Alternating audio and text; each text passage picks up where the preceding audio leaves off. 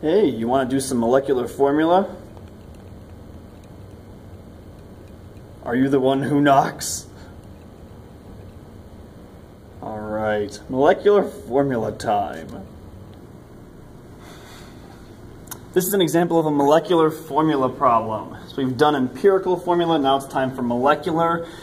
What you will see in all moleculars is something very similar to empirical. You're given percent, in this case percent nitrogen and percent fluorine. You're also given this molar mass. All right, so in our case we have 142.02 grams per mole.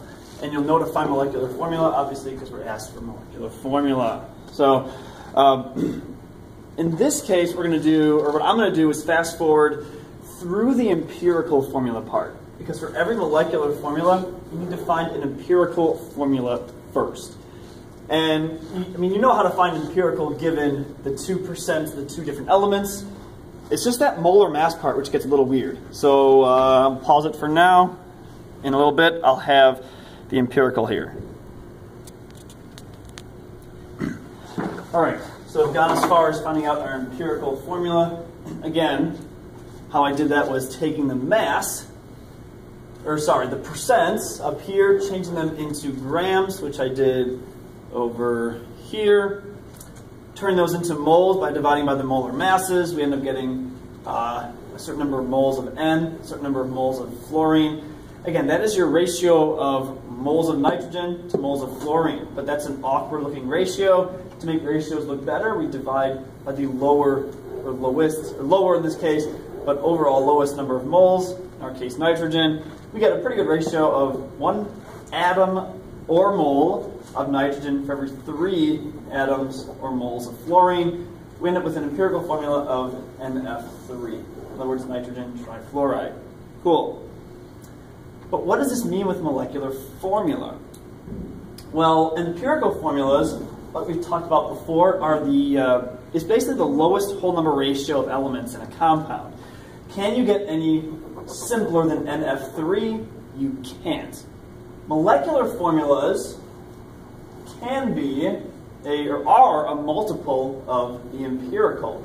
Sometimes the multiple is just 1, which is kind of lame, but it's possible. Like there is a formula or compound called nitrogen trifluoride, but in this case, we're not looking for NF3. We're looking for something that's a little bit bigger. In this case, 142.02 grams per mole bigger.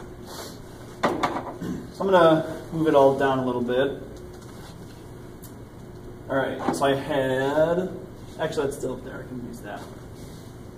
All right, so here the molar mass was, oh boy, 142.02. 142.02 grams per mole. Now if we look at that and this, how are they related? Like, how is NF3 related to 142.02 grams per mole? The answer is that it's not related. I mean, NF3's molar mass, if we were to add it all together, would be 57 plus 14.01, which is 71.01 grams per mole. Now, how are these two related? Well, if you look at the numbers, pretty much, if you take 71.01 and multiply it by 2, you get that. Awesome. That's exactly what we want. What you can also look at is if you take 142.02 and divide it by that number, you get a factor of 2. All right? So what that means is that your molecular formula is twice as big as your empirical.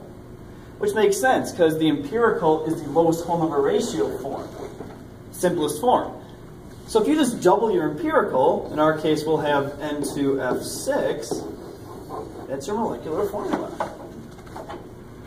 Easy way to check is if you get the molar mass of dinitrogen hexafluoride, it will equal 142.02, which is the molar mass you were given in the beginning. Cool. Now there is another way to do this. There are many ways to do these chemical analysis problems, or these elemental analysis problems.